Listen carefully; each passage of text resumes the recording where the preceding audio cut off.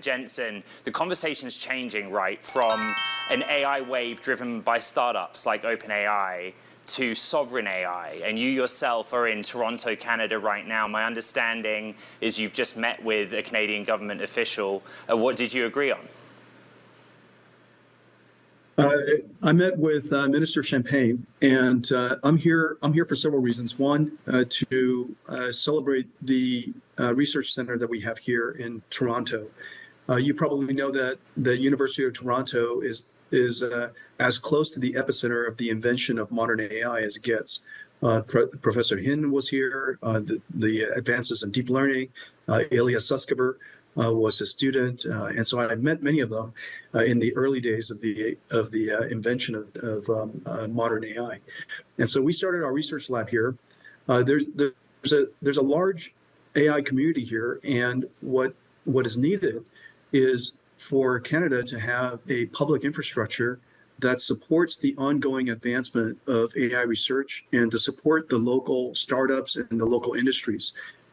One of the things about generative AI is a form of computer science, a form of computing, where a large computing infrastructure is essential to the creation of the model, the large language model, as well as the generation of the tokens and the information that is really valuable that comes out of generative AI. And so most of our conversation is around the AI infrastructure necessary in Canada so that Canada could have its own sovereign AI capabilities. You've spoken, Jensen, about the nation state level GPU specialized cloud or sovereign AI specialized cloud. And then we look at what the hyperscalers are doing. You know, you've reflected on that when we talk about H100, we're really talking about HGX server design, right, or DGX server design, and that ships to the hyperscalers. So what does this business line, where you deal directly with governments and nation states, add to what those hyperscalers are already doing in the private sector?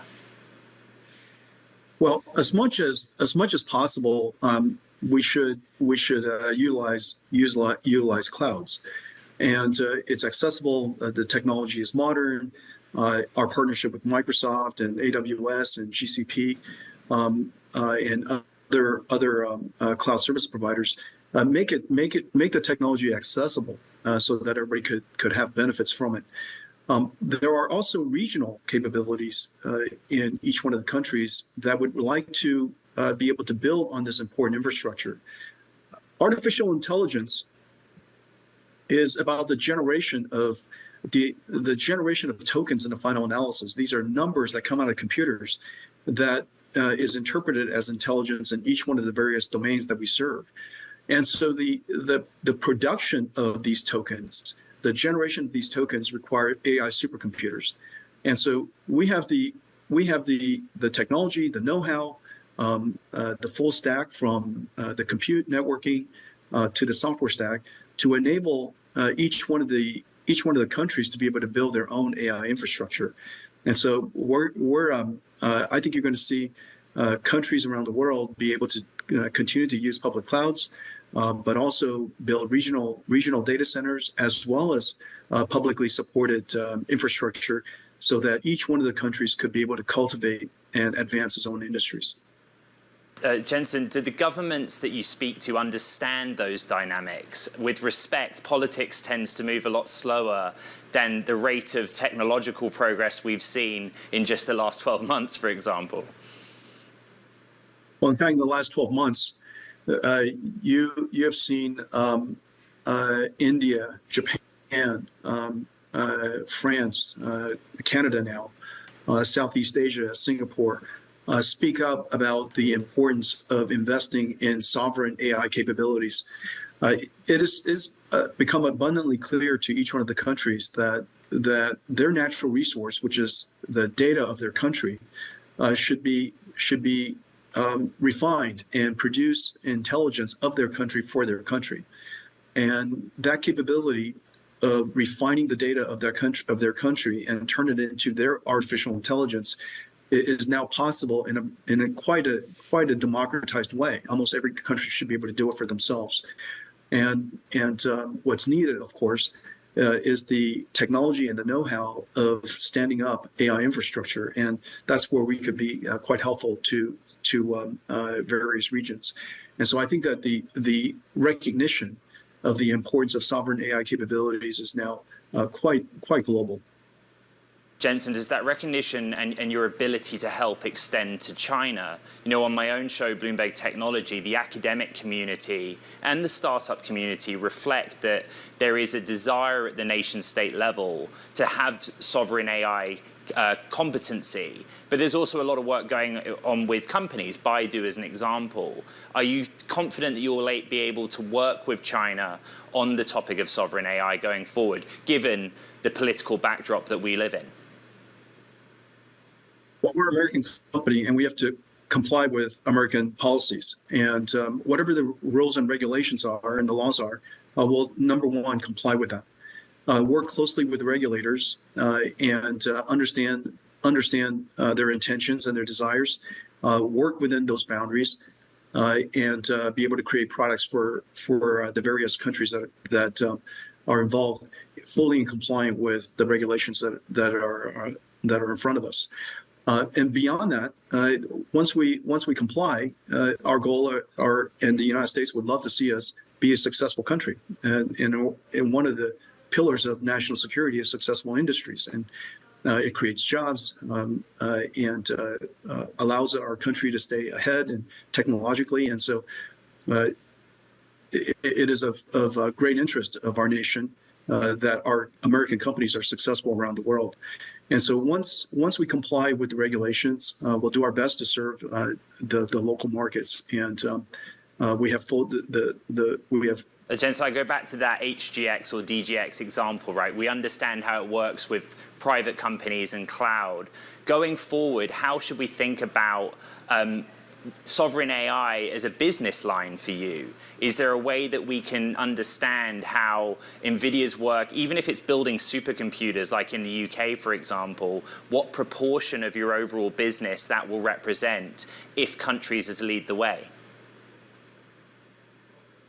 The vast majority of the computing market has been United States and to a much smaller degree China.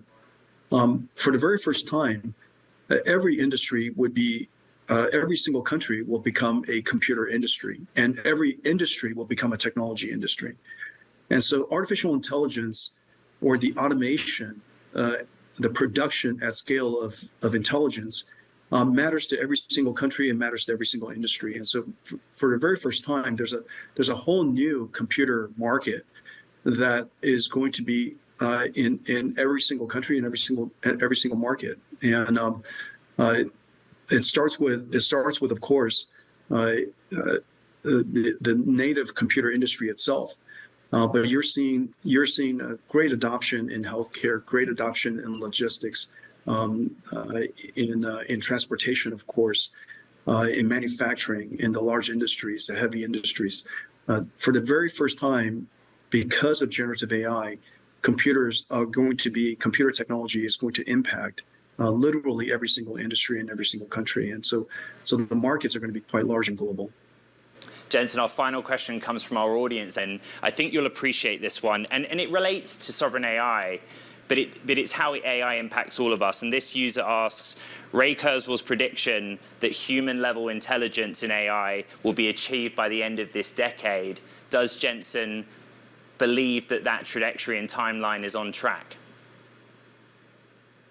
Well, AGI from an engineer's perspective requires specification, and if AGI specification was a collection of tests that humans are able to perform, and until now, no computers can, and that suite of tests, whether it's math or English or whether it's it could be law tests, it could be medical, whatever the tests are. If that suite of tests could be specified, could be put in front of generative AI over the course of the next within this decade, my guess would be that at the rate of the current progress, it is very likely that that suite of tests would be achieved by a computer.